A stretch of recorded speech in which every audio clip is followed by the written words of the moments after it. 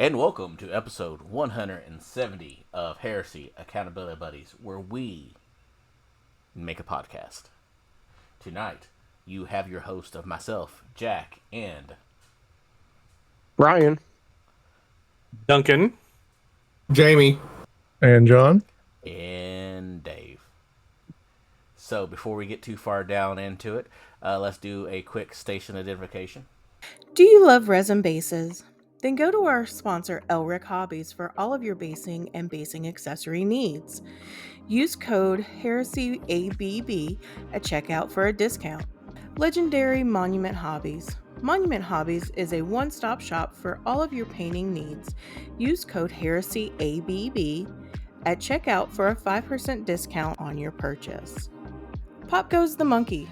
Find maker of third-party accessory bits of arms, legs, backpacks, and more, where you can get 10% off your first order over $125 with code HERESYABB at checkout. just insert this somewhere. Hey, just so that everybody know, this is getting thrown in after the station identification, but before I thank the patrons, that next week we are taking the Sunday off for a mental and physical wellness day.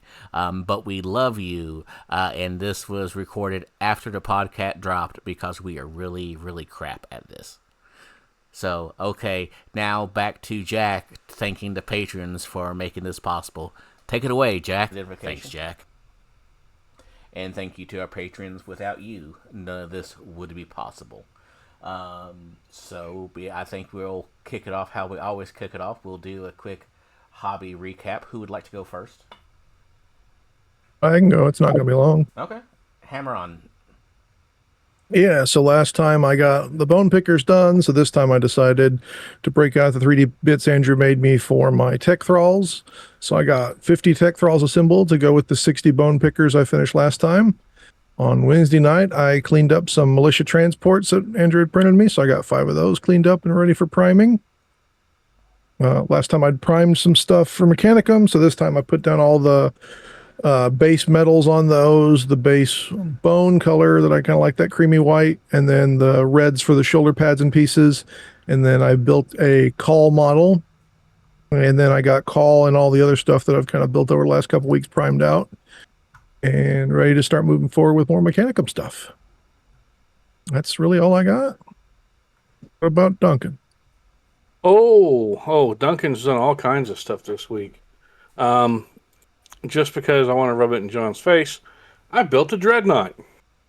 Yay. Why are you for the Night Lords? For the Night Lords. They'll be painted in blue.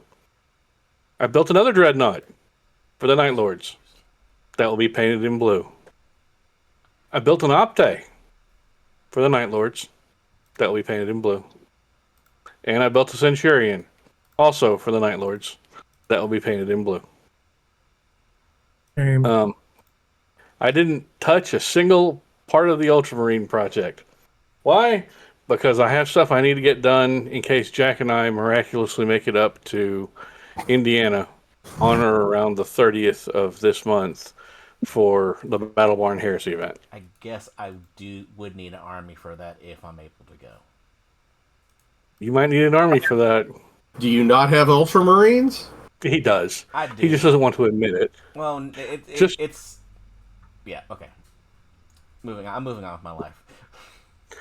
It's currently packed away inside of a thing, under another thing, behind the other thing, collecting dust, is my guess. Yeah. The issue is nothing that I would want to play. That's the big issue. Well, I understand that. Duncan does not. I may have some suggestions on things you could possibly play. Is it Don't Be a Bitch? No, I would never tell you don't be a bitch. He would tell you don't have hair on your butthole. Yeah, I would tell you don't have hair. You don't have hair on your back, or something else. But no, I would not tell you to quit being a bitch, there, Jack. I would say you should play something that other people will have fun encountering. Which obviously is not Ultramarines, so you should play another army. Death Guard it is. There we go. Brian has told you to play Death Guard. Yeah, I played Death I was Guard. going to say an all choppy world. Yeah, you can play all choppy world eaters. So I've got I that. might know somebody that lives close by that to you that actually has that available. But anyway, moving on. Yeah, Jack, what did you do hobby-wise this week? I completely reorganized my hobby table.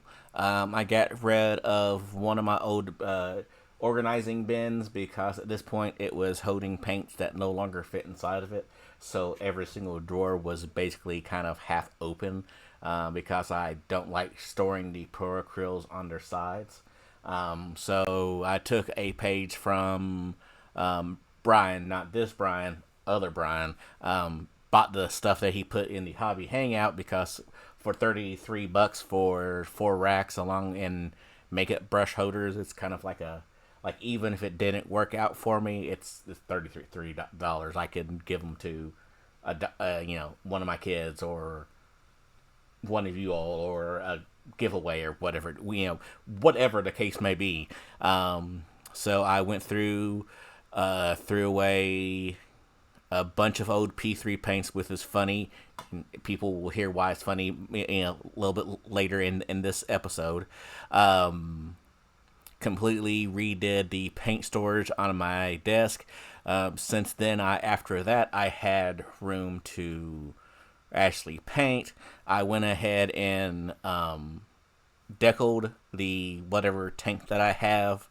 And then weathered said tank, and right now it's waiting on the next level of weathering, which is like mud and shit like that.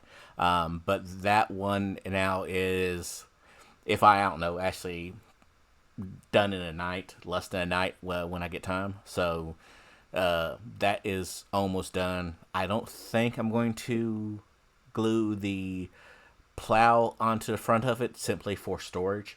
I'll glue everything onto the plow and it'll just kind of sit there for display purposes because the plow looks really, really cool. And then I kicked it over to Bri. YOLO. I primed new Martarian. I had one that I think he's actually supposed to be a 3D file print job for 40K Mortarian, but he fits really well for the 30K aesthetic. He had some like little demonic wings that I left off of him, and I got him primed up. I got 5 of my 6 Saturnine stand-ins off their old bases because the bases were 3D prints that weren't particularly great. I got new bases coming for them, but I got 5 of them primed white. And then for the kids, I helped my oldest son build a bunch of Blood Angels, Terminators, and finished building a couple special weapons guys. We got a bunch of his stuff primed. I helped my youngest build and prime another Contemptor Dreadnought. I finished priming off. Each one of them has a Land Raider Achilles. I finished priming those, and I finished priming the Rhino with Heavy Bolter for my oldest son's Blood Angels.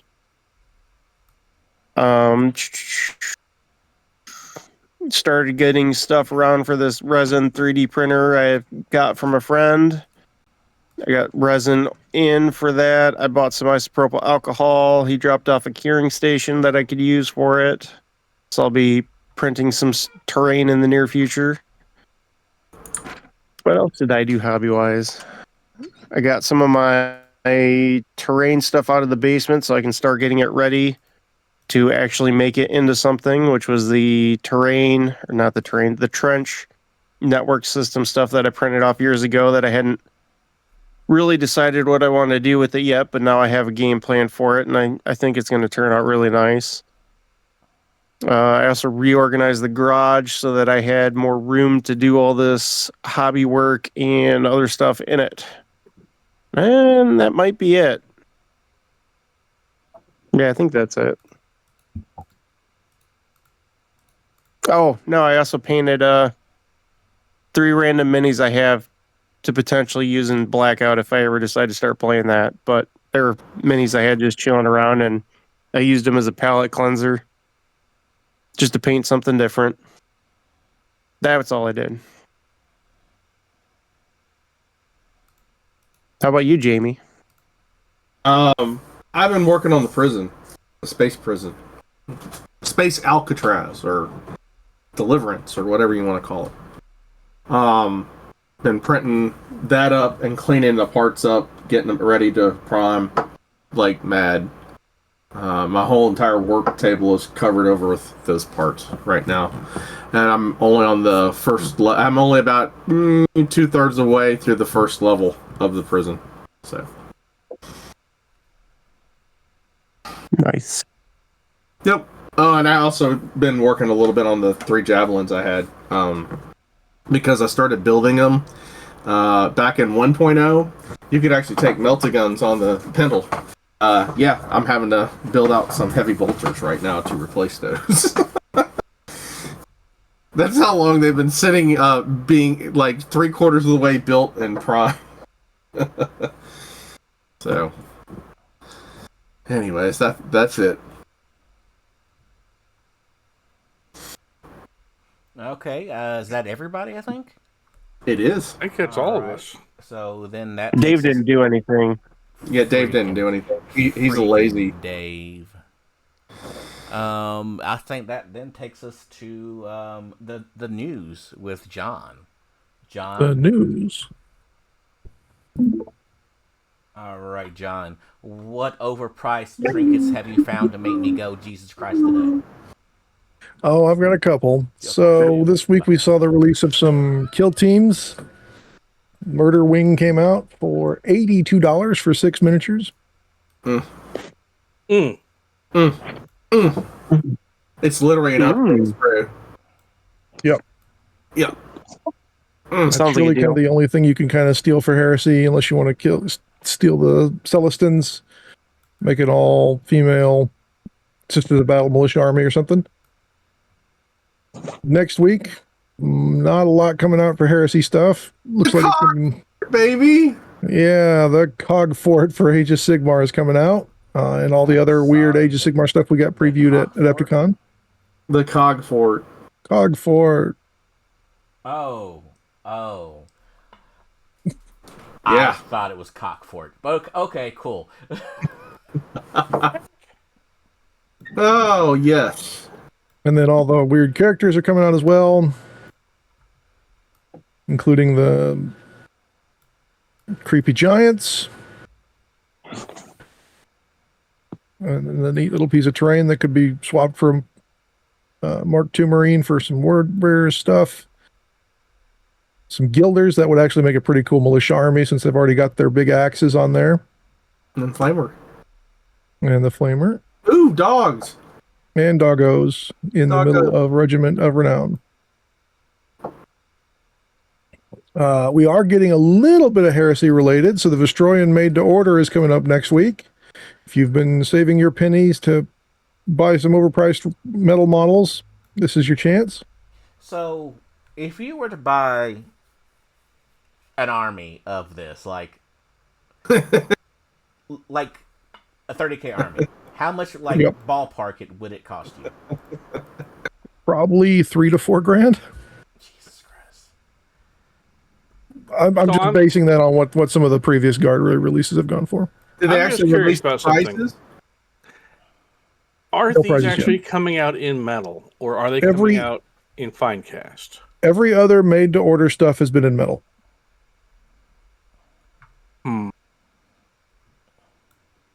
There is Didn't no they- mention of fine cast. So, like, Or the metal. originals of these were metal, because I had Correct. them. Yeah, they were originally. Did they ever release them in fine cast? Don't know if they did. I don't think so. I Because That's thought, why I was curious. it was I like thought- I almost remember like a seeing it. splash release. Like, they basically released it for like a couple months, and then it was done. Like, you Yeah. couldn't get it anymore. Period. yeah, I lost this guy's sniper rifle, so I may buy this set just for that. But yeah, it's every other made to order release has been metal. Interesting. I mean, it was a cool army when they came out. I mean, was like, wasn't it Cities of Death they came out with? If I might be wrong. Yep. And they were a pretty cool army at the time, very highly detailed. I mean, like, now people are like, those don't look that great. Well, when it came out, they were awesome. So yeah, and it's nice that you're getting all the releases. So they're putting out all the different commanders, because sometimes when they do re-releases, they'll like skimp on one or two models, and then those models go through the roof on recasters. Yep.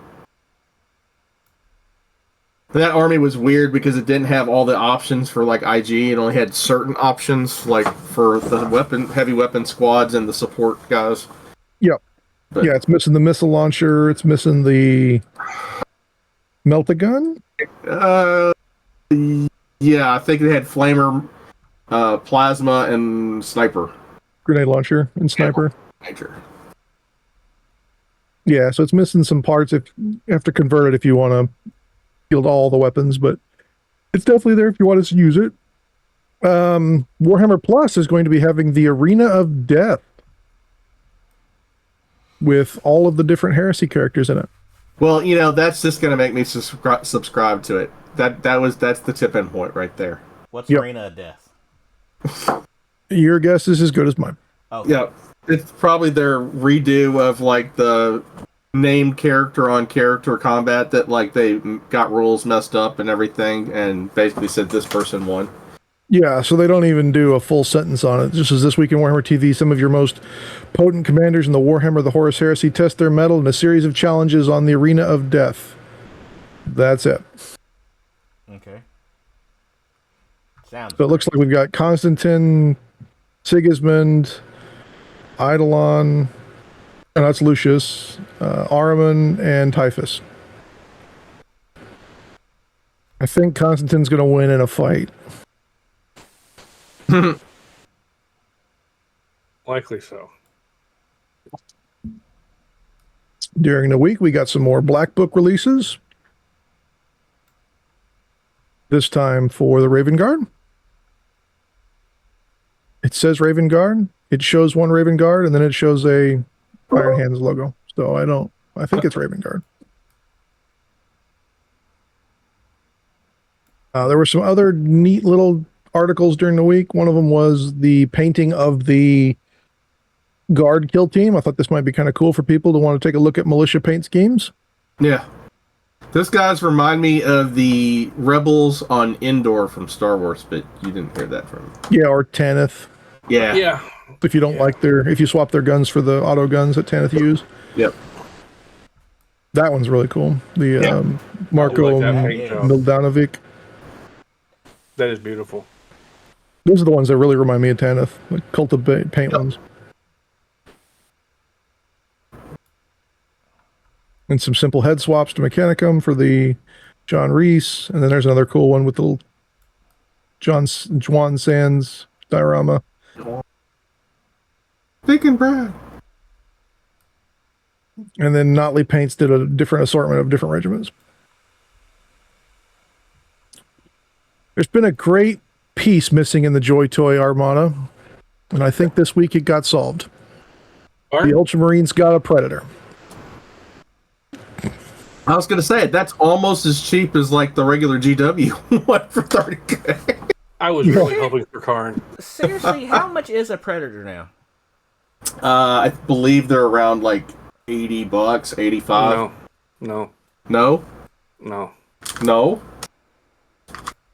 What are they? The last Predator I bought was not $80. The Heresy ones? Yeah. They've gone up since they came out, man.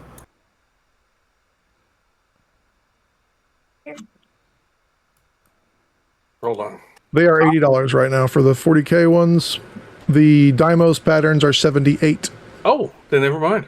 I guess I was very wrong. See? So Huzzah! you can buy. I'll go buy 3. 2 small ones. Go ahead. Or you can buy 1 big one that you can terrorize your family with. Yeah, and the big one has an interior. Yeah. Fully detailed interior. I'm not mad at that. The same gaps on the side that the plastic one comes with. They literally scanned it to the very nth detail. Yep. With stowage and areas for your other extra Joy Toy weapons. A driver's seat. The plastic one doesn't even go. The little one doesn't even come with a driver's seat. Yeah. Interesting. I'm not mad at that price. I'm really not. No, Well, it's a good thing you like prices, Jack, because Starforged had some new releases this week. Oh my god. What the fuck is that? $200 backpack. $200 backpack. So the first up is a Adeptus Sororitas Artificer Reliquary. This is the statue that the limited edition sniper was perched on. Okay. Okay. So for $125, you can get the basic version. If Jack is a distinguished man, he wants to go all out. No. Of course he is. Fuck. $491 if you would like the gold accented version with a silver chain. I would like my money in my pocket. That's not true, Jack. You buy Games Workshop stuff. Do I? Yes. I distinctly remember seeing you at least once buy Games Workshop miniatures. Now that's 40K related. Jack wants 30K stuff, right? Yeah. Uh-huh. How about the Emperor's Children Phoenician's Fall silver pendant? Okay. That's right up Jack's alley. He's always told me how much he wants to play Emperor's Children. So for $125, you can get the basic version, but being a distinguished gentleman, Uh-huh. $491 for the gold and silver version. Oh my god. You know what? The sad part about it is I like that for $29.99. I mean, it's silver, so I can kind of get the $100 price point. You're a better man than I am, John. I cannot get the $491 for I cannot. a little bit of gold. This is Lily, if you somehow are listening, that is what your dad wants for Father's Day. It's not even like solid gold. It's just plated gold. like Jack wants 2 of them. I could buy. Could be good earrings, Jack. I would be halfway to a new Elglus Saturn II at that price. A Saturn II? Uh-huh. Like, you could probably get... Not a Saturn II, was it Jupiter 2? Oh, those are like, $1,300, Yeah. dude. So I'll be almost halfway there. Which, by the way, people, don't get one of those right now. There's a lot of problem with them, so... I will take. That's all the official releases. Unofficially, there's a neat little Kickstarter going on called Firebase Horizon Station. This is yet another version of not ZM stuff. So if you get in for the full digital version, they had some early birds left when I first opened this. It was $55 for the early bird. Without the early bird, it's $62, and you get a full set of files that can make your own little ZM station. So you've got normal walls, corner blocks, doors, short walls, damaged walls, which GW charge extra for, arches, silos, stairs, bunch of Xeno terrain to funk it up, some floor tiles and ramps. I'm not, well, it vehicles. I don't know if it's compatible with the GW stuff, though. Yeah, so that's kind of the question I have. If you want to do your own entire table like they're doing here, which would be kind of cool, be something cool to lay out. They've also done previous STLs and things. They also give you a free STL for this little chimney thing. They've added a bunch of stretch goals, which are kind of cool. That refueling droid has potentials. Yeah, med bay. So this looks pretty cool for all in all for $50. It's not bad. Or $62 for total. Okay. So this isn't necessarily in the realm of Games Workshop, but is about Kickstarter. Because I know at least one person has read this book series.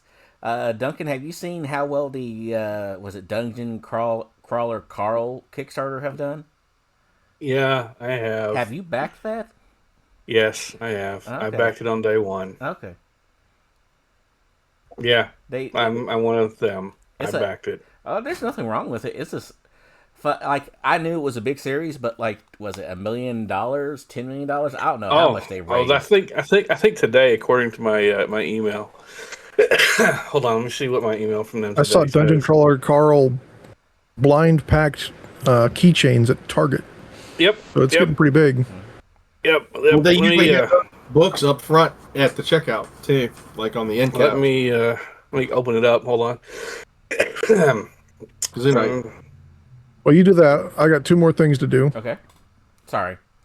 Miniature Scenery has a preview out for a crashed MDF starship. I want. And it's on it's tilted on its side too. Yeah, I want this. Downside is it's Miniature Scenery, which is based out of Australia, so yeah, shipping is going to kill you. Yeah. Yeah, but the Australian dollar's worth jack, so that's where you make it back up. It's like, and it comes apart in multiple pieces. No offense to our Aussie friends. Yeah. No, it's just shipping stuff from your weird out of the way country is expensive before tariffs hit. It always is. Yep. Because I have a bunch of back to basics paint racks or whatever that I got like crazy good deal. Like I was like couldn't believe how cheap they were, but yeah, the shipping was insane. Yep.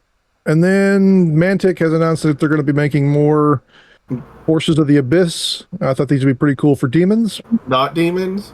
Yep. There's definitely some are pretty nice. Yeah, some not bloodletters, some not Hounds of Corn, some not gargoyle guys. Not 2 commander characters. Yeah.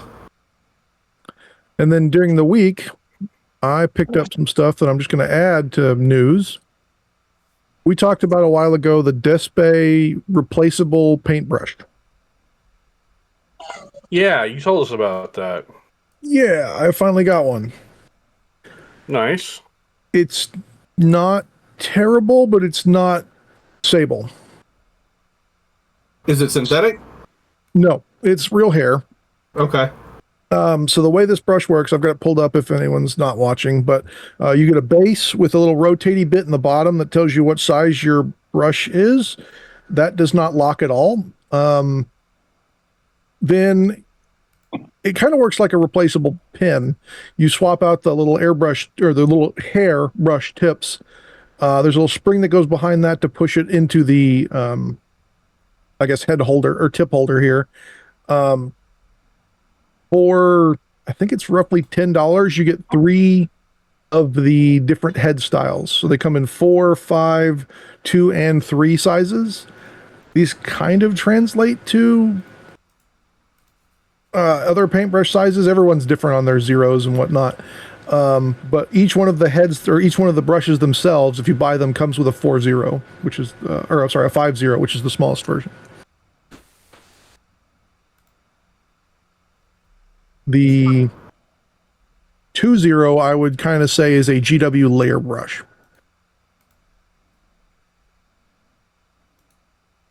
So they're probably like Fox or something like that. Yeah. It's got some decent bounce to it. Once I twirled it, you can kind of keep the point while you're painting. And I learned that by experimenting with the new P3 paints.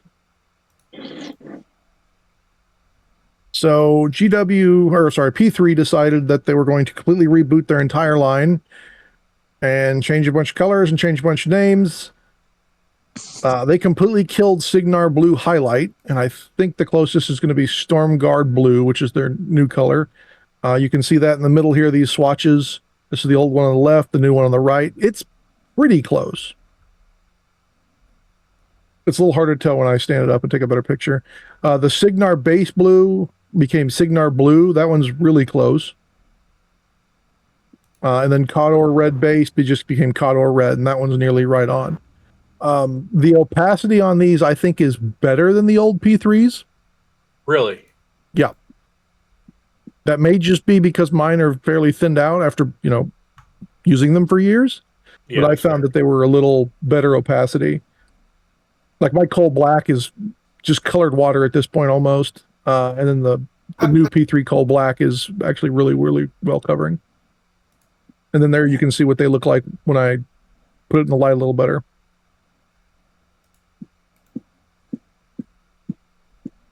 I think like on an army scale, if you've been using P3s in the past, you could probably pick them up and start going again.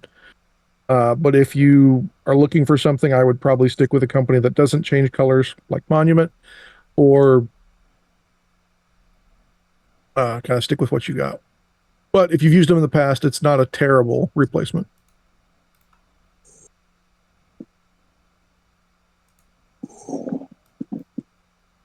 What else we got? Anything? That, gentlemen, is all the news and tool reviews. Okay. Oh, well, it's too. I was gonna say there was one thing, but it's too late now because it's. I think the sale's over. Battle Foam is about to have their birthday sale this week. Yep. And that's always something that's nice. I don't know if this is new or just new to me, but apparently Baron of Dice sells basing material. I think it's relatively Yeah, they did that. They started that a couple months ago. I think it's just gamer grass stuff that they've just picked up and started stocking. Okay, I'm not a... It has some name brand on it that... Kraut cover? Hold on, what? Crowd cover? Kraut. Okay, I thought you said something else. So, Did you say something else? maybe. Is it with a... So I thought that was interesting because they have some interesting looking mixtures to it. No, he actually said kraut, as in the slang for Germans, cover. Kraut? Yelp. Best served sour. Yep. That's what I thought he said. Okay. That's what it's called. Yep. Yeah, it's just they're just stocking this kraut cover stuff. They've got a bunch of different things. Wow. Okay. All right, cool. So I thought that was interesting. And then the other news is, hey, on Wednesdays, hop out and pick Brian's head news brain. There you go. Whew, words are freaking hard today. Because he pointed me towards the paint racks, and he's a great source of information.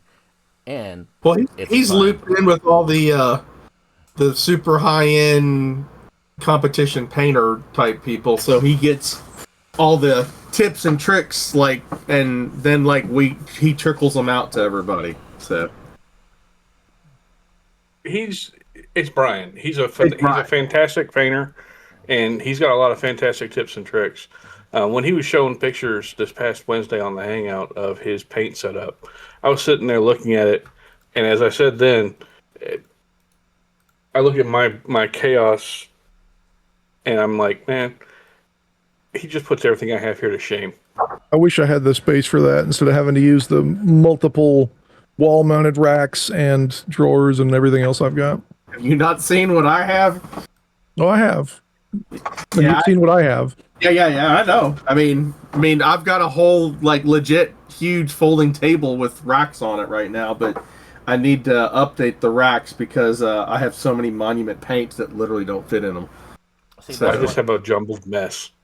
That's where I was. That's why I went ahead and... Yeah.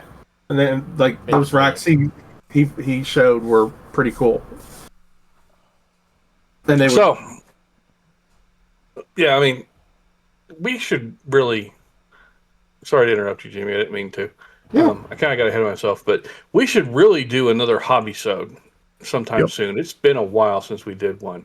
I've gradually been updating the Amazon basket with all the hobby stuff that we've collected. I mean, I don't know if people still know that we did that. We have a huge shopping list that's open to the public for people to see, of stuff that we've recommended that you can actually get off of Amazon. So it's just all in one spot that you can find it. And Well, we've got a book dropping next week, but week after we could do a hobby sode. Do y'all want to take pictures of our current hobby setups and then explain what we're using and how we're using it? No. Okay. yeah, No. But I'll show. Yeah, I'll show my hellhole. Duncan's like, Right there. no. Right there. No, I don't want to show. No, mine is embarrassingly bad. I would have to clean mine first before I could show it to anybody because I'm honestly embarrassed. So mine is Yeah, my house looks like normal. Mine is like John's on Poor John. Let's just put it that way. I don't have the waterfall paint hood and Paint hood? you My know airbrush booth. his What is airbrush. this? What are these words you all talk about? Okay, I yeah. have You just put a mask. You don't even use a mask. And just like Realistically, we all gotta die of something sometime. I was talking to the miss. And Duncan goes for realistically, macroplastics.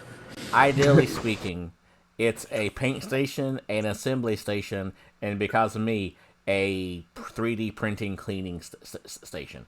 I'm like, I need to buy a house with a full garage, and then she said no. Yeah, I need another garage.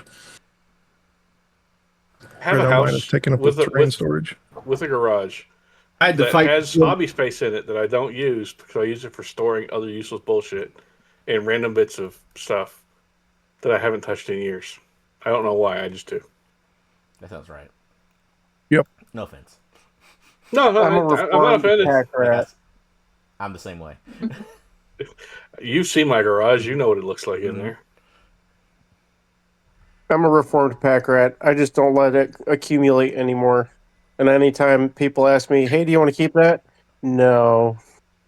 Yeah, I had a problem of just kind of setting stuff near where it went. And so today was a lot of flipping out bits that I was about to reorder again for some of the Cobra conversions I need to do for the next militia project. I actually have a plan for the summer. I've got a, it's almost 200 square feet section of the basement that currently is just used for storage of old stuff that mostly we picked up when my wife's grandmother passed, and stuff that has accumulated over the years from various reasons.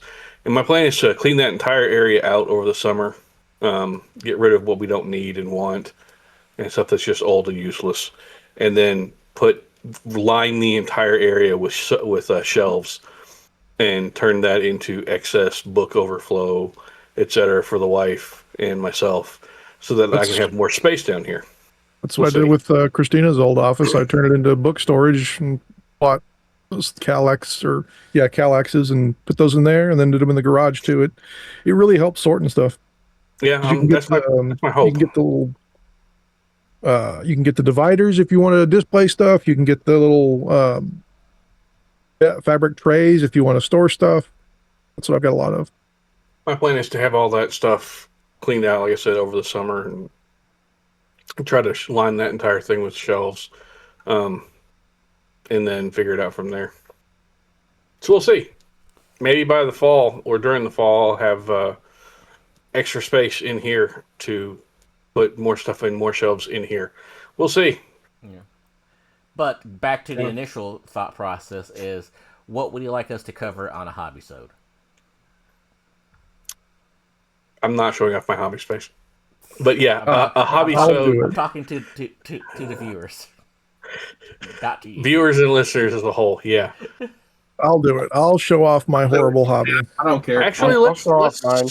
let's set that up for 175, because this being 170 and our 4-year anniversary episode, let's set up 175 for our dedicated hobby After side. 4-year anniversary at this point.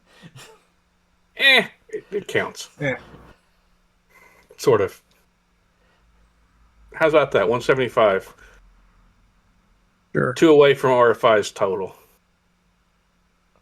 Ooh, shots fired. Not really shots, just more like we miss you. Yep. Well, in that instance, you want to get onto the main topic? How I learned to stop worrying and love the super heavy. Yep. Oh my god. We figured with the advent of the last mission book, forcing everybody to want to look at super heavies more often, and considering we just finished covering the lesser used Centurions, super heavies in general are fairly unused. So let's look at them. Now, I will say that's not true. I saw a crap ton of super heavies in our events at Adepticon. A lot more than I was thinking I would see. I have not. I have seen more since they've come out in plastic, but I have still not seen them in a majority of armies. I've seen them more often, but not. Yeah, I've seen them still more. not super often. Maybe in a plurality, not a majority. Yeah, I'd say not. They're not common, but they are more prevalent than they used to be in previous editions, which is a good thing because, as we all see and all, for the most part, play, the average game size right now is somewhere right around 3,000 points. I think we can all agree with that. Yep. For an average game size. And in that, you can fit easily a super heavy because your max cap for one super heavy is 750 points. I mean, yeah, it won't be some of the big boys, but yeah, you can definitely fit. It won't be some of the ridiculously big stuff. Yeah. But you can fit. Like a Typhon, a Cerebus. You can fit those in there. You can fit a Warhound in there. You can. Which is kind of saying something. Yeah. Bellblade with attachment. Yeah. So let's hit that. And while we're doing it, do we also want to compare the super heavy itself to what it's compared to, or what it kind of originally derives from, or no? What do you mean? Like, for example, the Cerberus or the Typhon. It comes basically, both of them are derived from the Demolisher. I was going to say, well, they're all up in purpose, not in chassis. Okay, yeah, they're super Vindicators. They're super super Vindicators. I was going to say we could also talk about what their counterpart is that you could also take as a super heavy from the Legacies list. So the Cerberus counterpart would be the Shadow Sword. Well, let's start off there with the Cerberus real quick. All right. 400 points. You get a movement 10, ballistic skill 4, 14 on front and sides, 13 rear, 12 hull point. Battery. You've got the neutron laser cannon. And that is a beast.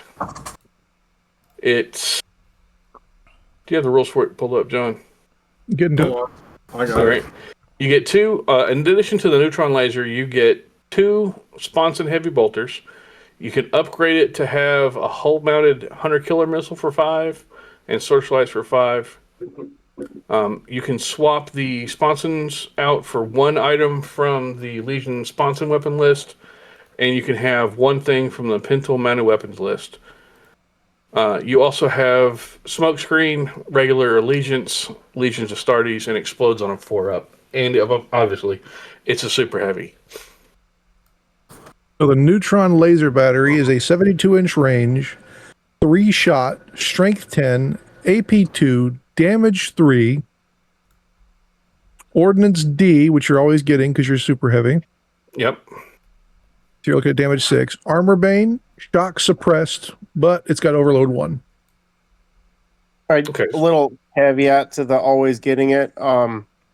I believe super heavies can still suffer status if it's induced via shock weapons, right?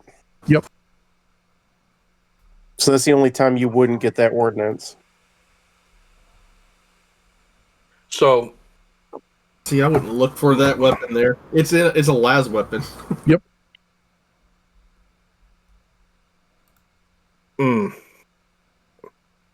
I like the Cerberus look. I really do. And I like the Vindicator ribbed look. For your pleasure. Between the two, I prefer the Typhon. I don't feel that the gun itself on the Cerberus is good enough to equate across for what it does. I mean, how many shots was it? 2 shots? 3. 3 shots? Okay. So you can, if you were to hit with all 3, penetrate with all 3, do all 3 damage, since you are ordnance, you're going to do 18 hull points of damage. You pop another super heavy, that's for sure. And with 12, since the average is you're going to hit 66% of the time, you're going to do, and if you were to penetrate and do everything, you're going to do 6 on average, because you always bank on one of them failing. So it's okay. Well, it makes it kind of lackluster that templates are where they are in this edition. And you compare it directly against the Typhon with the 5-inch template. If you're shooting at a Spartan chassis you basically can't miss, right? Even Yep. if you miss, you scatter the D6, and odds are you're still clipping. So that makes it kind of a harder sell. Yeah, That's and kind they're of why- literally right across from one another. Yeah, I mean, they're that's the same point cost, same chassis. Only the Typhon doesn't explode quite as easily. yeah. If you wanted to go crazy and chip in another 75 points, you could get said Shadow Sword. It's one shot, but only a 3-inch blast.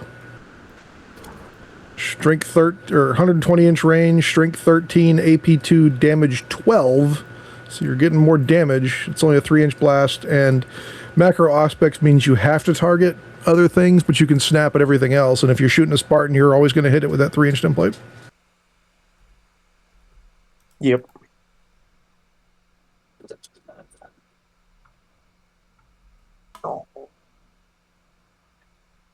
I feel that between the three, that one, the Cerberus, and the Typhon, I think the Typhon's the better deal, purely because of the 5-inch blast. Template. Yeah. Yeah, the I mean- Typhon has the Dreadhammer Siege Cannon, strength 12, AP3, damage 3, ordnance D, blast 5, breaching 5, and stun 1. Yeah, Now, I saw several of these used. I did see several there. Yeah, I magnetized mine so I can go Typhon or Cerberus. And in previous love my edition, Typhon. I don't have one. I sold Second mine back. edition, they were not super heavy. Yep. And first edition, they were the most commonly seen super heavy that I saw. Yep. Because of how good they were. And you could take them. Oh, they were silly. That was back when you could take multiple super heavies per detachment or whatever it was called back then. Yeah. It's got the 12-inch, it's got a strength 12 versus strength 10. It doesn't have AP2, it has AP3. It still does damage 3, it still does ordnance D, so it's still damage 6. Realistically, the fact that it doesn't have overload is nice. It kind of depends on what you're hunting. If you're looking to remove swaths of guys or the odd tank, Typhon all day long. Yeah. If you're looking to snipe super heavies, specifically super heavies and things like that, you're probably better off with the Cerberus or the Shadow Sword. Which, I mean, that's what they say in their fluff too. Between the two, I think you're actually between the Cerberus and the Shadow Sword for hunting super heavies, like say something similar like the Warhound. I think you're better with the Cerberus. I agree there. For hunting other things like a Fellblade or something like that, yeah. But realistically, if you're not seeing a lot of those, you're using it to hunt smaller tanks. And yeah, that's a lot of extra firepower wasted to blow a Predator off the table, a Vindicator. Honestly, even a Land Raider Spartan is kind of overkill.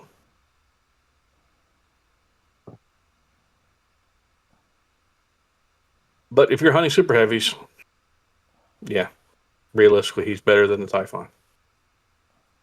The other super heavy hunter would probably be the Falchion. Yeah. I love that For model 6 so much. Yep, and I hope we get the other ones that are in Legions Imperialis. The super heavy flamer? Yep. Or that Axion one's or something like that. Yeah. So the Falchion is 650. It's only 14, 13, 12, but it has more hull points reckoned at 18. It's got better sponsons in that this one comes with 2 sponson mounted last cannon arrays that can be swapped out for laser destroyers for free. We don't talk about the Gravis heavy bolter batteries for free. It should be a points deduction. Yeah. And it has the neutron wave cannon, which is a 2-shot, strength 12, AP2, damage 4, ordnance D, armor bane, shock stunned. It has no explosion. Yep. It's also how many points? 650. I do not think it is worth a Cerberus and a half. I don't know. You don't have the ability to blow yourself up, but you're also not as durable. You do have 6 more hull points, but you got 14, 13, 12. So, I don't know.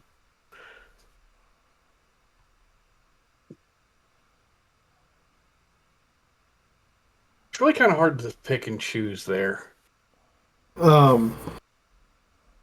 Not that it would matter at that range, but doesn't the weapons on this considerably longer range too? Yeah, so the Cerberus was only 72. This one's 120, but 72 is still I was going to say weighs 72. against a 6-foot table. Yeah, 6-foot table, so it doesn't. It's not really, as I say, it doesn't really matter at this point. You're literally throwing rocks. You can mount laser destroyers on the side of it, so that's nice.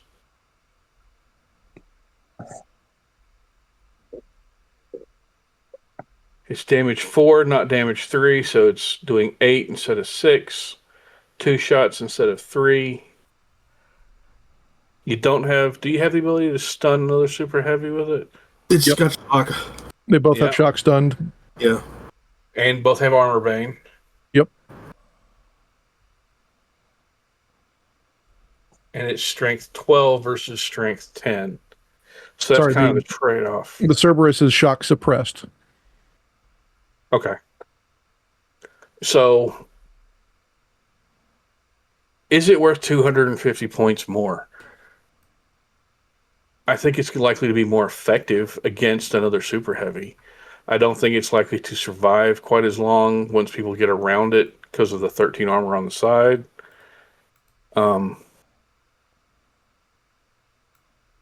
This would be, for me, it'd be like a shooting Titans in the rear, from the rear with the gear type deal. Yeah, if somehow this was on the table, and obviously both of them have ridiculous range. Yeah.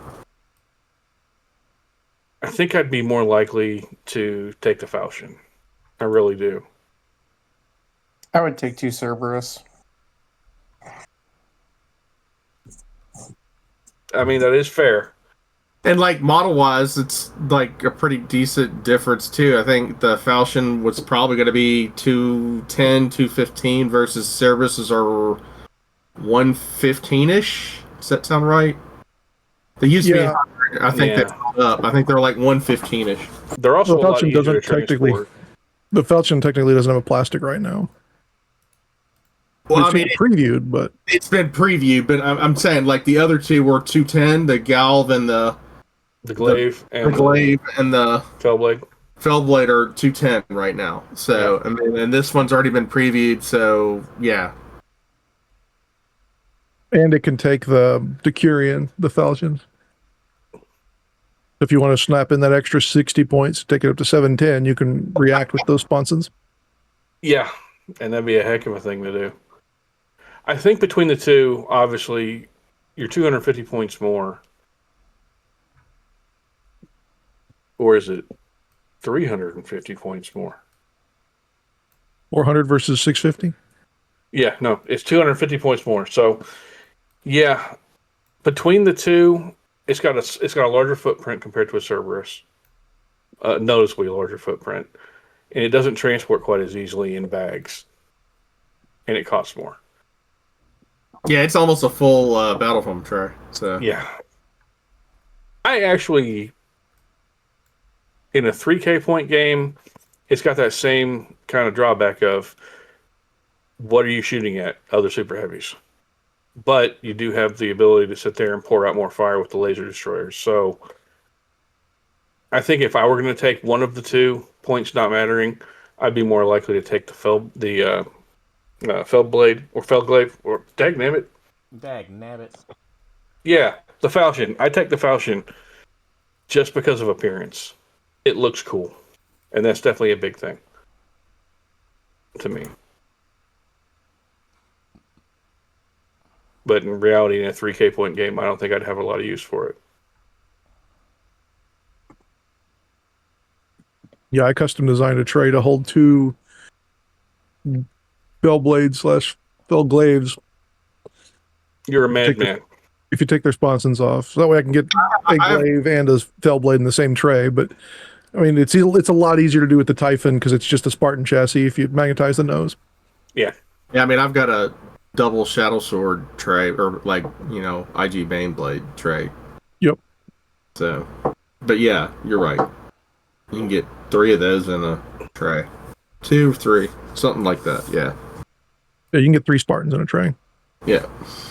I didn't even need to magnetize my plastic Typhon. I just didn't glue the collars that hold the barrel on. Yeah, I mean, it sits in there pretty good. It's a good way of doing it. Yeah. Yeah, I magnetized that collar just because I picked up a third-party plasma version instead of using the lasers. Oh, I think I have that same plasma. Yep.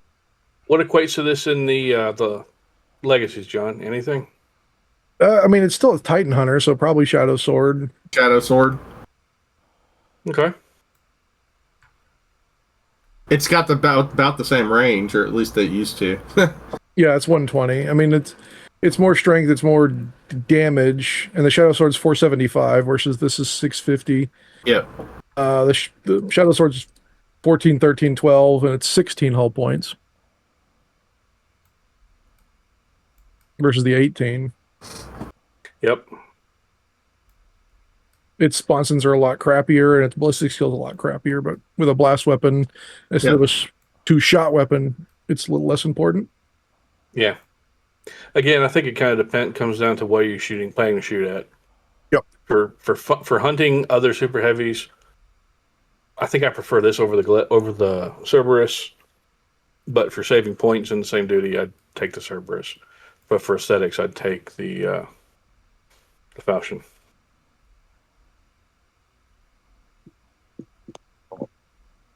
What's next? Glaive? Well, yeah, I was going to say the other 650-point monsters. The Glaive. I had a soft spot for this. This was my first Forge World tank. Or super heavy tank. Yeah, same stats and cost as the Falchion, except it's pretty much the Hellblade minus the Demolisher and the hull. Yep. You get the Volkite Carronade, which used to be a line of death back in 1.0. Now it's 45-inch range, 12-shot, strength 8, AP 3, damage 2, Deathful 8. So every other additional hit's going to be done at strength 8. Yeah, the old one was much funner. You could have that line of death and angle it however you could to get as much on it. Yep. Really, really like the look of the Glaive. I like the way the turret looks compared to the other Fellblade chassis. But so that Iron Breakthrough or whatever it was called journal came out with a bunch of new fluff for the Glaive, and the reason you can't buy a Decurion is because it's too radiation-y. There's too much glow in the dark on the top, so that way no one can get out the top of it, and they have to keep swapping their crews every few months because of all the rads. Just fill it up with destroyers, man. They'll be fine. They're already screwed. Pretty much, yeah. The Decurion specifically says it has to be out on turret on the cupola, and so it don't got a cupola, so it ain't gonna get a Decurion. So it's it's basically like the Dark Angel Death Tank. It's I've got one sitting right over there. Your Redemptors. I've got one sitting right over there, and I love it. And I haven't painted it, and I haven't taken it out of the box, and I haven't built it yet. But I will eventually. I pulled my half-built Fellblade out of storage since I'm priming a bunch of stuff and looking longingly at that Glaive, and might as well do them both at the same time. Yeah, I've got mine's a Night Lord one. I have a small issue with the Glaive, and that is for some reason its gun to me feels remarkably disappointing. It is now. Yeah. It didn't used to. In previous editions, its gun was individually fun and ridiculous. Yeah. Now it just feels kind of It It does, like, it also, the range, it used to be like around 60 inches, if I remember correctly, and now it was almost a full table. Now it's 45. now 45. 45 So, means you have to get it moving occasionally. yeah. Yeah. And also, for the same points, you're losing the Demolisher cannon, too. So Yeah. That's why I feel like it's kind of disappointing. And I don't mean that in a bad way, because it's still super heavy and it's still fun and it's still iconic. It just feels like it went the wrong direction on this one. Well, it's like basically somebody used it against one of the game designers and they really hurt them. So that's what I don't even know if that's it. I mean, maybe, but we fall back on that a lot of the time for reasons. It just seems like it got too nerfed, is what I'm saying. You know, it feels like it does, honestly. I mean, like, it used to be the default super heavy tank that you would take, just because it was so destructive against mass troops. Yeah, you just draw a line down the enemy, and yep, if you're clipped by that beam, you're done for. Yeah, and now, like, it's don't get me wrong, it still does damage. It's just nowhere near as powerful as it used to be. I think that we're all kind of looking at it from we're coming in from first and second edition, right? When it was super potent. And now it's not anywhere near as super potent, and it's just kind of. I just don't think it feels off to us because of the way it is now. Well, even looking at it from a third edition, like if you compare it to the other 3 tanks that we've gone over, I don't think it's worth the same amount of points as. If it was like around 450-ish, I think it would be in a better spot. It's definitely a rule of cool tank. Yeah, I agree. It's probably a little bit more points than it should be, but I think with Artificer armor no longer being a thing, it being AP3 and damage 2 natively, it's probably a lot better than we want to give it credit for. Oh no, it still tears things up, but it runs the competition against the fact that almost any other Lord of War you're taking is going to be better at taking on other heavy armor. Right. I mean, I will say this. This is phenomenal against mech. Oh, yeah. Yeah. And I mean, it still does have the ability to take the upgraded sponsons for the laser destroyer arrays or whatever. I mean, I will give it that. But I think, honestly, if I was going to put this on the table right now, I would leave it with I would actually choose to have the heavy bolters on this, just because it's dedicated anti-troop. Yeah. I can see that. It also complements its existing heavy bolters on the hull. Yeah. There is the other added advantage that being that they're a suppressive 2 weapon, super heavies get to split fire for no penalty. Yep. So you could lay out the suppressive 2 on 2 different units, nuke something with the big chum gun. Yeah. Well, speaking of that, I mean, like, okay, this versus a Kratos, like a chum wagon Kratos.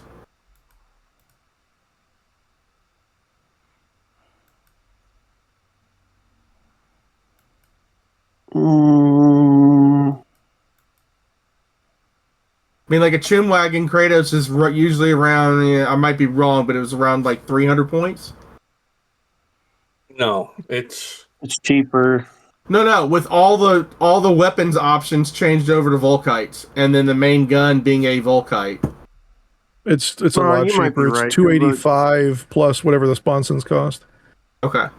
The sponsons are like 10 or 15 points for the chum, because if you do a all las cannon and melt a Caradinal, yeah. That's 355. Okay. So that's how I run mine. The Carronade on the glaive is the only AP3 Volkite. So that does help it a bit. The Cardinal on the Kratos is AP5, so you're not even killing Solar Rocks with that. You're only killing militia with that. So that is something I think kind of bears talking about. You could, in essence, get 2 heavy support squads with full Volkite for less than this. Yep. And that would put out 120 shots of Volkite. If Volkite is what you're wanting.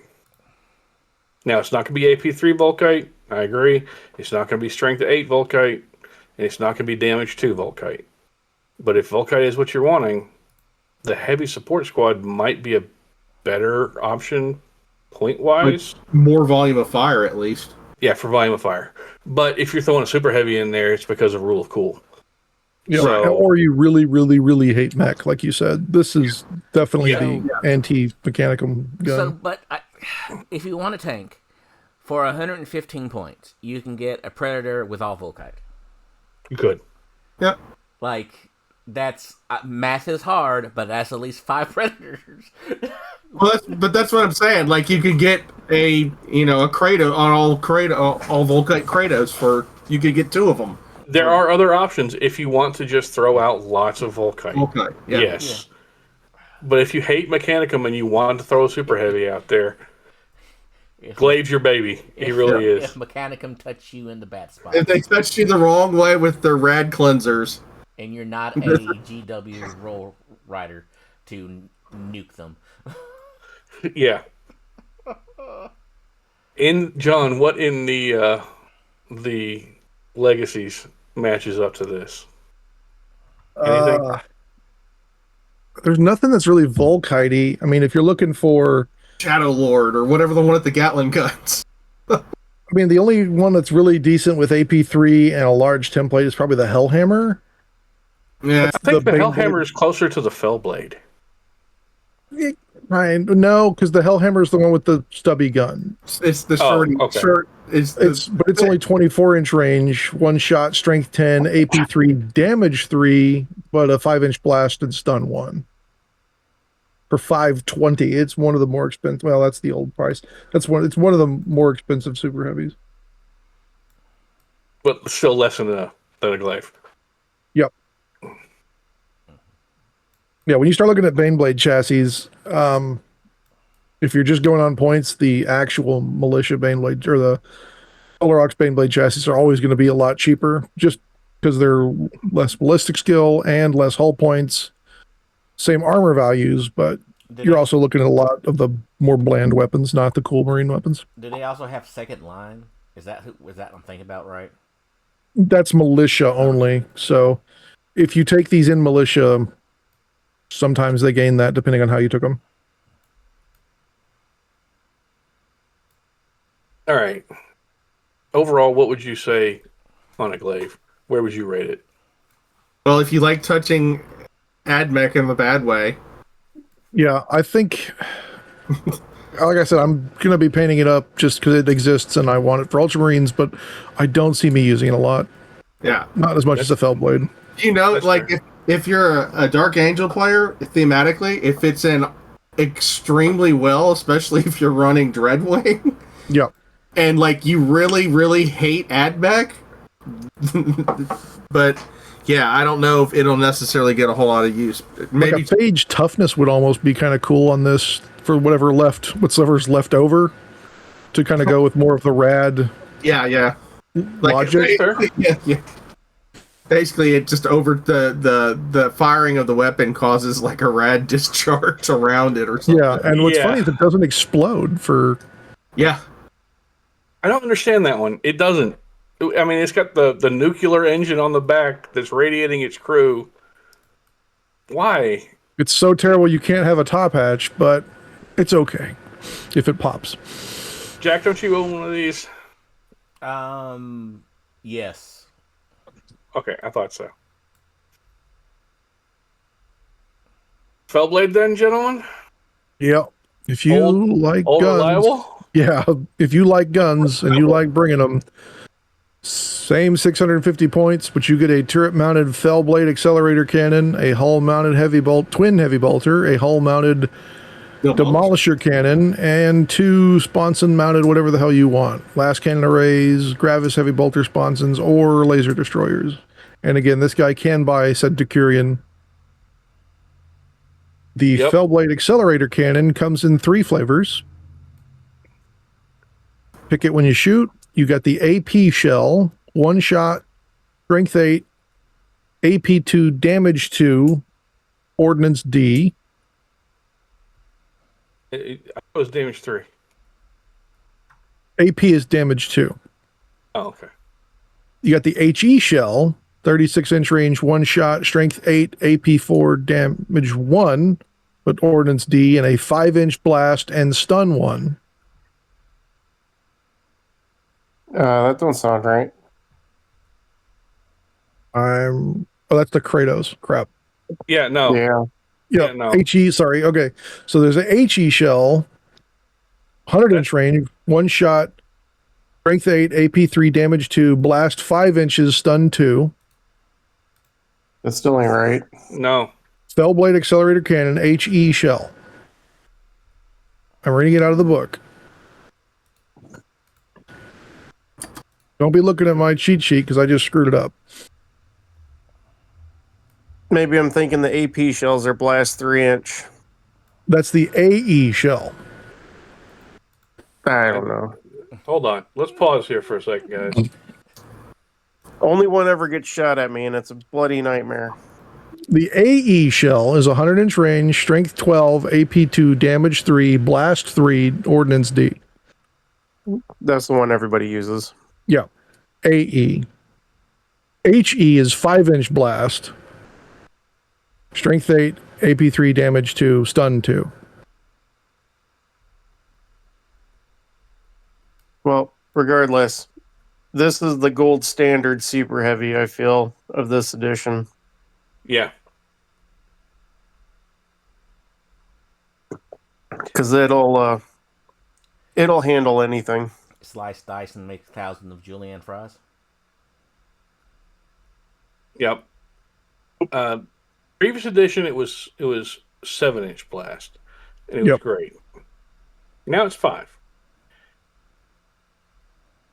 My question is this, and I'm hoping someone can explain this. You've got 2 barrels on this thing. That big, huge gun is 2 barrels of doom. Why is it one shot? Why has it always been one shot? Because it used to be twin linked with one shot. When they got rid of twin linked because there are no re-rolling effects in this version of the game, they decided it was too good to have 2 of those shots, so they just gave it the one. Which is not unreasonable. I mean, it's not really unreasonable. And that shot is good. In 1.0 and in 1.5, Titan weapons all had the number of shots corresponding typically with the number of barrels they had on their Titan weapons. Yep. In 2.0, they halved it. And I think it's still the same amount as 2.0, but the weapons are better. Previous edition, it was strength 8, AP3, and a 7-inch blast. I'd say, honestly, that with the way the blast rules work now, I wouldn't say it's better. I'd say it's about even, realistically. Although I do miss having something made up for with that second barrel. But I think it's better because of how blast weapons inherently are in this edition. They're so accurate, even when you actually miss, you don't really miss. That is true. I mean, especially with a 5-inch blast, you're a lot less likely to walk off of them. So most times, yeah, like Brian said, you're probably going to be shooting the AE shell for the more damage on vehicles and things like that. The HE shell being AP3 and a larger blast and stun 2, still damage 2, but not damage 6 like the other one. I think it'd be good for just clearing out tactical squads or things that are on objectives and just throwing out larger templates. So you've got a little bit of customizability there. This is one of the few places that I think is where I would actually put a searchlight on. Most of the time, when you put searchlights on there, it makes other people's makes you impossible to take the whatever it is displaced save, shrouded save. Smoke screen. Yeah, you have the smoke screen rule here, but the ability to remove people's ability to take have a worse shrouded saves themselves with your big gun, I think this is one of those places where I would take that searchlight, just because that gun is good.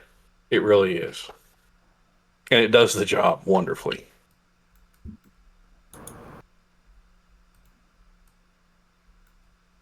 Say this having 2 fell blades myself and a fell blade that I'm working on for these Ultramarines. So I love the fell blade chassis. I love the look of the regular fell blade compared to the glaive. I love it more. Compared to the falchion, I love it more. Yeah, I swapped out the barrels for aluminum ones that are a little longer because they look a little more realistic, but otherwise it's of course you did, because it looks so hot. What kind of antennas you got on there, John? Haven't put them on yet. What kind of antennas are you going to put on there, John? The kit that I bought the aluminum barrels from came with its own antennas, so I'll be using those. Oh, I was gonna say, are they gonna be acupuncture needles? But I was hoping for John Stabby needles effect again. well, yeah. But okay. Someone told me I should put aerials on all my HISS tanks. Ooh. No.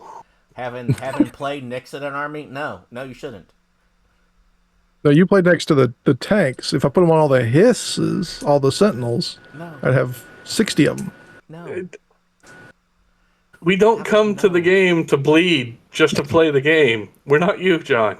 Please no. I don't bleed at the game often. I've seen saw you you stab bleed at the yourself game. with that. Yeah, stab is different because they're very tiny needles and they don't draw blood. Next thing. Depends on how deeply you stab. So, moving this show on the road. Mastodon? Oh, a brick. I always heard It's it the called a short bow. shoebox. It gets no love because it kind of sucks now. I don't know. A transport capacity of 42 sucks. It used to be able to carry just dreadnoughts, and that was freaking hilarious. Well, I know you could carry like 3 or something like that. It was Josh took 4 Contemptor dreadnoughts and one at a Heresy camp, and it was hilarious. All right, for 600 points, you get 14 all around, movement 10, ballistic skill 4, 20 hull points, and a transport capacity of 42. It's a rolling, like, bastion is what it is. I mean, It's also an assault vehicle and has 2 void shields.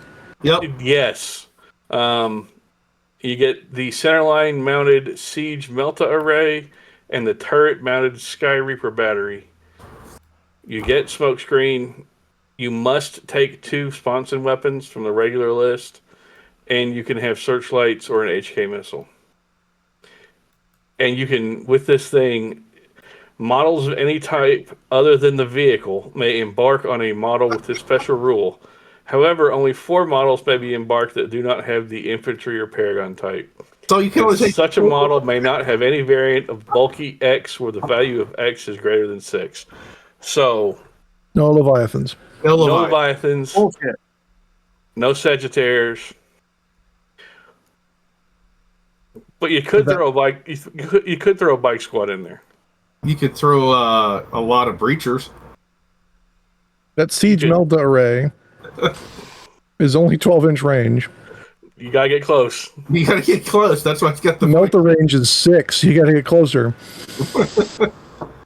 Ooh, that's horrible. 1 shot, strength 10, AP 2, damage 4, heavy range strength, and a 5-inch blast. And it doesn't really have the upgraded sponson mounts either. No. So you don't get Yeah, it's just got one. It's basic got regular sponsons. tank sponsons. And it doesn't turn into a bunker anymore. No, it doesn't. When you kill it, you don't get a piece of terrain. Well, you do also get a Sky Reaper battery, 48-inch range, 6 shot, strength 7, AP 4, damage 2, rapid track against Skyfire. I think someone did the math, and this is the only thing that could maybe, possibly, hopefully, if your dice love you, kill a Thunderhawk.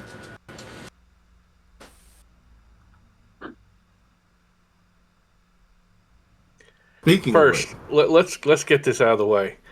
This thing is like a size 16 boot. which. Yeah. I mean, if you want to proxy it, Bigger. put a giant boot on the table. As someone who There wears you go. 15s, yes, you could just use one of my boots. See, there we go. This thing has a very unique look to it. It looks nothing like any other tank in the Space Marine Army.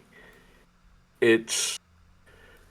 I don't even know how to describe it other than it just looks ridiculous. It's ugly as sin, but man, it's hard not to like it just because you see that and you're like, yeah, that's a Mastodon. Just think you could put 21 assault marines in there.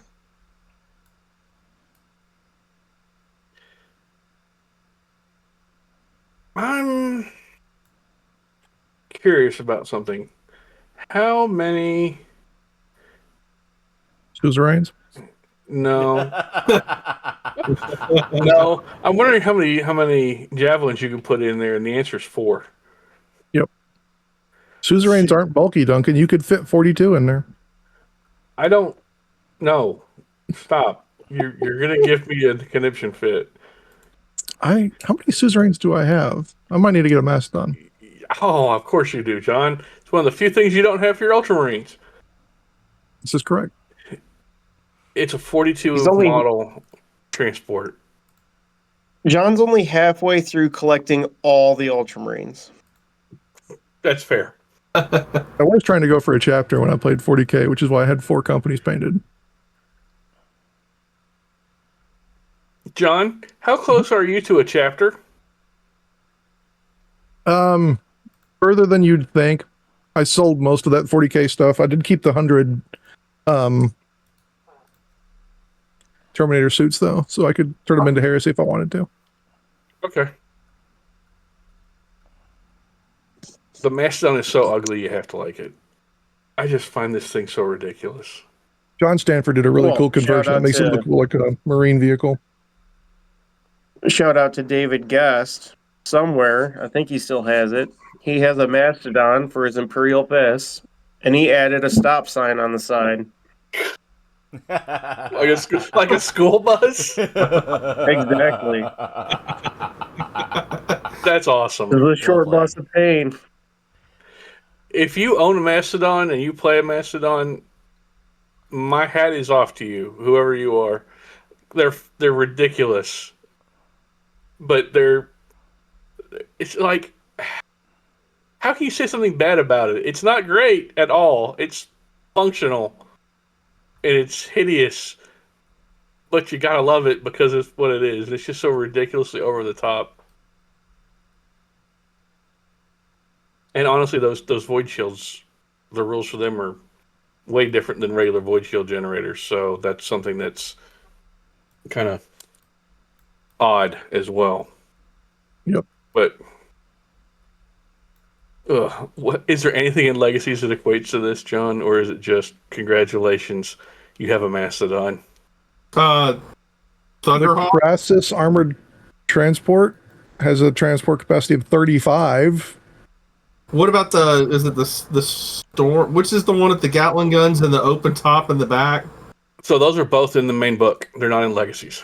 Yeah, they are. The Stormlord is what he's thinking of. It comes with a Vulcan Mega Bolter. I think it only held like 20 though, or something like Yeah, that. in olden times it could hold 40, but now it's down to 20. 'Cause I know It's also not. It's a think, light transport, not an assault transport. Well, people used to stick Sentinels in the back of it. Yeah, I used to stick heavy weapons teams back there because it was open topped way back when. Yep. Like, yeah, Shoot out of the back. reference.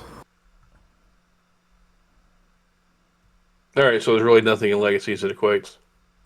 No, it is very much its own goofy thing.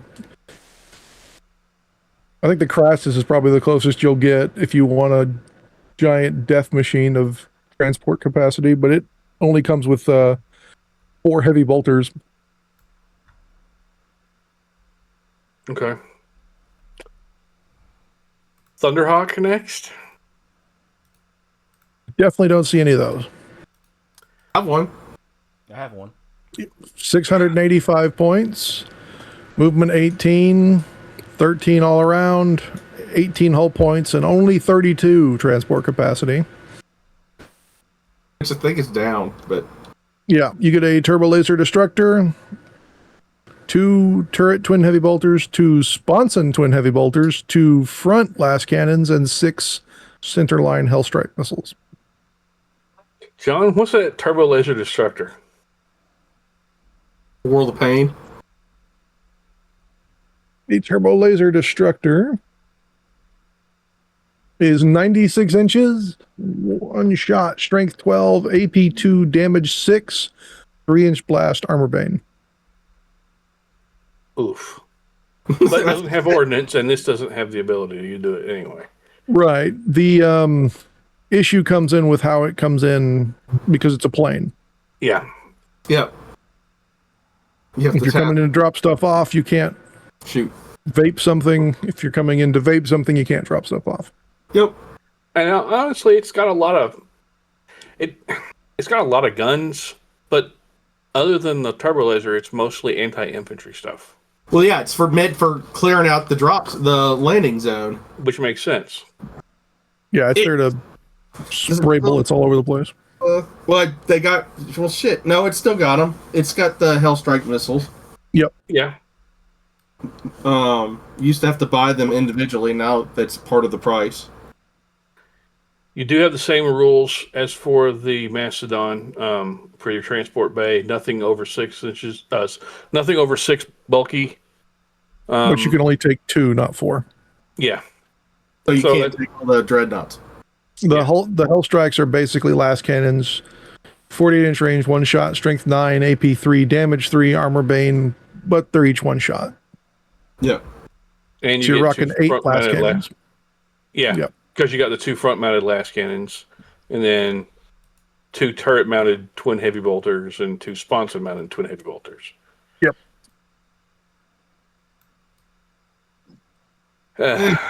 It's not as good as it used to be. It's a Thunderbolt. It's big. It's transporting it is crazy. If you own one of the originals, shout out to Gabe, who does and has never assembled it. I kick myself every time I put the one back that I had a chance to buy. Same. The metal one or the forged? The metal one. It was at the bitch trade guy won Adepticon, and I had just gotten married, so I was a little short on funds. I probably could have charged it, and I was thinking, man, this thing's heavy. Do I really want to carry this everywhere? How much was it? I was like 3. They're going for they're going for over 20. I know. It was like 19 layers of paint deep, and with that monstrosity, if you strip it, it will explode back into its 900 component parts. And did it have the certificate? No, it was just a Thunderhawk in a box. I didn't look hard enough at it before someone grabbed it from me. Yeah, I mean, originally they came in that like a wood box, like an ammo crate or something like that. Yeah, with a custom sheeted decals. Yeah. I have the version 1 of the Forge World, and I still have my my certificate of authenticity, so I can be a snobby. There was an online group of guys that were doing Apocalypse games, and they wanted to make silly things for Apocalypse. Mm-hmm. So they made a laser cut one using acrylic. And so it's like 30 parts. That's what I have in my stuff. They call it the flat pack Thunderhawk. Same size, but you can like assemble it and disassemble it if you want to transport it. I cut mine up and put LEDs in it. It's powered by a big ass 9-volt on the bottom of it, like a G.I. Joe toy. I've said if the plastic one ever comes out, I will finish building that flat pack one and then crash it, and then I'll have a plastic one to go beside it. I mean, I've had it. People are like, wow, that's friggin' badass. But like when I had that and like multiple Titans, everybody's like, well, we're going to play with the Titans. Yep. I've never, ever actually used the Thunderhawk in the game. And I played one in 2nd edition. Steven used one in his Night Lords as a silly delivery system. I've had my Thunderhawk since 2007, so it's almost 20 years old. I'll be honest, I've never seen one on a table. I've played against one. Never, sadly. Well, is that a challenge? Do I need to bring the Pac Max up that I can fit my child in so we can smuggle in stuff? No, you can just leave that at home, sir. It's quite all right. My pack max is for 4 Warhounds, and I still don't want to lift it. That is the true challenge that nobody talk about with these things is the transportation, especially if you're bringing multiple. Oh, you know what's even harder to transport and even sillier? The SOCAR. The SOCAR. Who's next? It won't even fit in a pack max, will it? Yeah, this is. I'm going to lay my front seat down and belt it in the best I can. It also does not fit, unlike everything else. It does not fit into a 3K game. The best thing you can do for this is take the landing pad that Forge World used to make and then glue it to it and then never move it again. Didn't this come with a Rhino too from Forge World? I think so, back in the day, yeah. I think when it first came out, it came with a Demos Rhino. 850 points, so you're not taking this in 3K like you said. It's shorter movement than a Thunderhawk at 16 inches. 14 all around, which helps. 22 hull points, so you're not killing this in one round. 52 transport capacity. 2 void shields. 2 hull-mounted twin last cannons. 2 left twin last cannons. 2 right twin last cannons. 2 turret-mounted twin heavy bolters. A rear-mounted twin heavy bolter, and 6 centerline Hellstrike missiles. It has the same transport bay rules as the Thunderhawk, except it can also carry a Rhino. There you go. And it has a transport capacity of 52. Yeah, the Rhino. So it's like Inception. You put a squad in the Rhino, and then you put the Rhino in the SOCAR. Except the Rhino counts as being bulky 12. So yeah, you can actually take exactly the same amount of guys or a Rhino and guys. Yeah. And if you have $1,580 US, you can buy one from Games Workshop right now, and they're in stock, online only. And you'll get free shipping, thank God. Should I say something? No, I'm not going to say You can only take 2 of the extra model, or 2 dreadnoughts inside this thing, sadly. Well, who needs that when you have the Rhino that has a squad in it? What if I wanted to fill all 52 of my transport capacity with Contemptors? That would have been cool. Well, that would have been cool. Jack, do you own one of these too? Yes. I miss in 1.0 when it could land and become a beachhead and deploy its void shields for everything around it. Yeah. This thing, to me, is just like the Thunderhawk. Never seen one on the table. I've seen every other super heavy, including Titans, but I've never seen this one. I've seen it as terrain. Yeah, I was about to say Lucas has one as terrain. He has that a he's used for one. years. Yeah, he has a crashed one that on that one board. You know, the funny thing is, Jack has a Thunderhawk and a Stormbird, and I've never seen. Is it really funny? It is. You have both of them, sad? and I've never seen you play either one. Well, see, I had the Thunderhawk when they quit making the Pack Max, so I can't transport that. The SOCAR. The Pack Max weighs more than the Thunderhawk, Jack. You're actually helping yourself. The Pack Max actually has wood sides on the inside, in the fabric. Yep, and the base. It's quite heavy. It's plywood. It is not light. It is not light. I had 2 of them at one time, so. I think Jack would like to throw this in. I used one as a end table because when I moved out of my parents' house, I didn't have enough money for furniture, so I used this fucking end table. He didn't have money for furniture, but he had money for a Pack Max. That's because I bought it when I lived with my parents. Okay, so how would you transport this to Adepticon if you were going to do so? Either one of them, or both. Like I said, the Stormbird, glue it to your 2-foot landing pad, and never fly it because the flyer rules are not friendly for these big-ass models. That's unfortunately fair. But they definitely look super cool, I will say that. Thunderhawk is quintessential 40K. So I take it back. I have seen a Thunderhawk in use at Adepticon. It was for the bag games. Somebody had one that was flying, and not this year. It was back at the old place in Chicago. Somebody had one that would come in, like shoot a bunch of Titan stuff, and then get blown up, and then fly off the end of the table. That was probably Stevens. Like every game in 2.0, he used it for his Night Lords. One game it had bikes in it. One game it had dudes in it, jetpack dudes. It was funny to watch him bring it to every event. He's out of Louisiana, so he made it to a lot of Texas events. So, who remembers, I think it was right at the dawn of 2nd edition Heresy, when 40K made the Mastodon apparently great. And I do. Decepticon, and there was a line of people trying to buy Mastodon. So, yes, I was down there when that happened. And then, like, one of the guys that was working the Forge World booth came up and was talking with us, and he said after the event, they sold 14 Mastodons because everybody wanted to stick their Custodes in him. Yeah. And run them up and then dump the Custodes literally out on top of everybody because, that's not busted or anything. And then, like, literally, what was it, 2 weeks after that, they sold those 14 Mastodons at Adepticon. They made it a legacy unit, and you couldn't use it anymore. Yep, that was ridiculous. They've got their own giant transport. Yeah. The big flyer.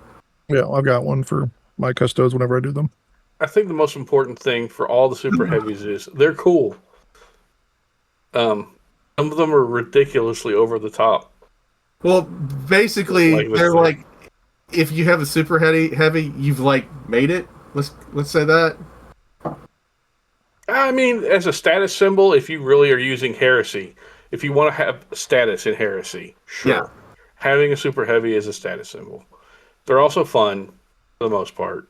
They do draw a crowd whenever you put one down, no matter what it is. Let me whip this out. They are definitely centerpiece models for an army. I will absolutely agree there. They look sweet. I'm assuming there's nothing in Legacies that matches the Thunderhawk or the Sokar, John? Not even close. No, there aren't any like flyers like that.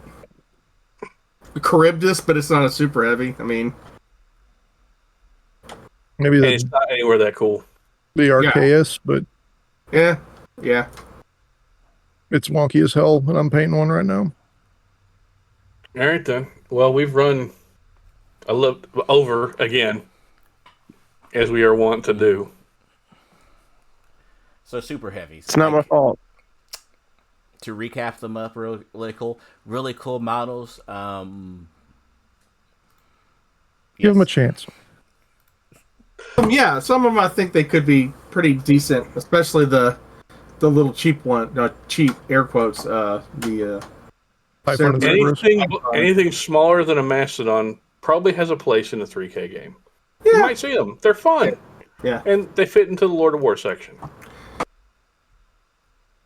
Anything, I mean, like practicality size or bigger, probably not. Practicality wise, though, like the Cerebus and the Typhon are probably like the go-tos. Because you can get them fairly easy. I've seen them in GW stores. They have them in stock, and as John said, it's essentially a Spartan, so it doesn't take up a ton of room to move them around. Yep. And they're plastic. And, if you're taking a Fellblade or a Falchion, look into the Decurion. Yep. Because he does allow you to return fire with all your guns and heal suppressed or stuns on a 4-up auto repair. Yeah, which is nice. Yep. But just being able to shoot back with your 2 rapiers that you call sponsons isn't worth the points. Right then. Do we have any drawings we need to do today? We do. We have the 4-year anniversary giveaway. Sweet. You want to throw the list of names up on the thing while you're doing the random number generator? Oh, I don't like doing that for people, but if you must. Okay.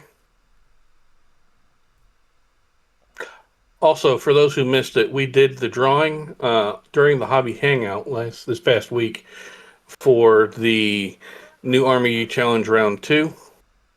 And Andrew won that. So congratulations to Andrew. We're all happy for you. I believe John has reached out to you about your stuff you got. All right, so we got 38 patrons to enter for the contest. Duncan, Yep. you want to give me a number between 1 and 5? 3. 3. 1, 2, 3. 21. The Gray North. Gray North. Do. I will send Gray North a message on Patreon. Cool. So what did Gray North just win? Go. So the Gray North won a legally distinct Dremel tool set. So we call that a hobby rotary tool. It is plug-in powered, but he gets an entire complete set, including drill bits, polishing bits, sanding bits, the whole 9 yards. And it does work with existing Dremel tools. So if he's got one already, it could just be used to augment the things that he's got. Or if he doesn't, he can grind away with cool attachments and bits. Really helpful for working with resin. It's a little fast for working on plastic stuff, but definitely a good tool to have in your arsenal. Very nice.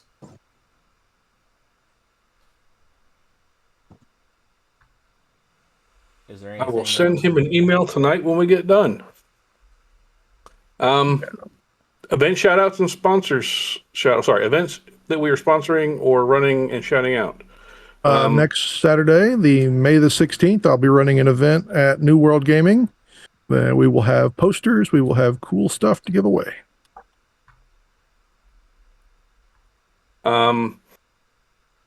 Nova's coming up. Shout out to wonderful Ben Marsh, who runs that. He's going through a lot of stuff right now, unfortunately, in his personal life. Ben, we miss you. Hopefully all goes well with everything there. He's running the Heresy stuff for that. We have our friends at the Battle Barn up in Indiana who are running their event on May the 30th. I can't remember the name of the city. Martinsville, Indiana. Yeah. It's 2 rounds, $3K and $3,500. Entry point is $20 there, so that's always a fun time playing up there. Hopefully Jack and I get to go up there this time. We also have the ATC that's coming up. And I still haven't heard anything about Music City Heresy, if that's going to be a thing this year or not. ATC is at the Chattanooga FinTech Center? I think so, yes. Chattanooga, Tennessee. Also, huge shout out to our friend David Sampson and Joe Kirkus. They have opened their own game store called Preston's Hobby Shack. That is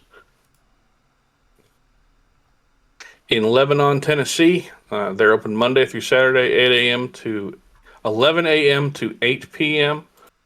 They have a website called PrestonsHobbyShack.com. They sponsor us with stuff, so they're cool people. They're also friends of the show and have been for a long time. Both of them are original members of the precursor to the Heresy Accountability Buddies, which was the Covenant of Fire Accountability Buddies. So we're huge friends with them, huge fans of theirs. So wish those guys good luck. If you all want anything, take a look at their website, PrestonsHobbyShack.com. And pretty sure there's an Adepticon coming up next year. So 332 days away. Yep. Just barely under a year from now. You know, I don't have enough time to paint my army. I hope I have enough time to paint these Ultramarines. Getting into a time crunch. We'll see. Jesus. I've got tables to paint. Shout out to everybody who's listening. We appreciate you. Thank you for being here. Jamie, do you want to tell Bri, to tell Jack, to tell me, to tell John to take it home? Do the Hold thing. on. I got at least one of them. Oh, I should yeah. shout out. You do. Yes, that's a big one. May 30th, I finally got Best Coast pairings set up. So I should have that link in the Accountability Buddies Discord, but the date is May 30th, here in a couple weeks at Evolution Games in Lansing, Michigan. It's 2 rounds of 2,000 points per player. It's a doubles event. You don't need to have a partner to show up and play. We can assign you somebody, get you a good friend to play with, and it'll be good times. We're going to have posters there as the podcast, and there's also going to be some painting awards, and Evo is really good about prize support. They usually do above and beyond what I normally see from other places, so it's going to be a good one to make. The buy-in is $20, so not too painful on the wallet either. All right. Now, Jamie, tell Duncan, to tell John, to tell Jack, to tell John, to tell Brian, maybe to take us out. I don't know. Thank you, everybody, for joining us on this, the 170th episode of the Heresy Accountability Buddies Podcast. My name is John, and I've been joined by Brian. Again. Jack. And Jamie. But not always remember to stay accountable to yourselves, to your buddies, and your hobby, and we'll talk to you next time. Good night.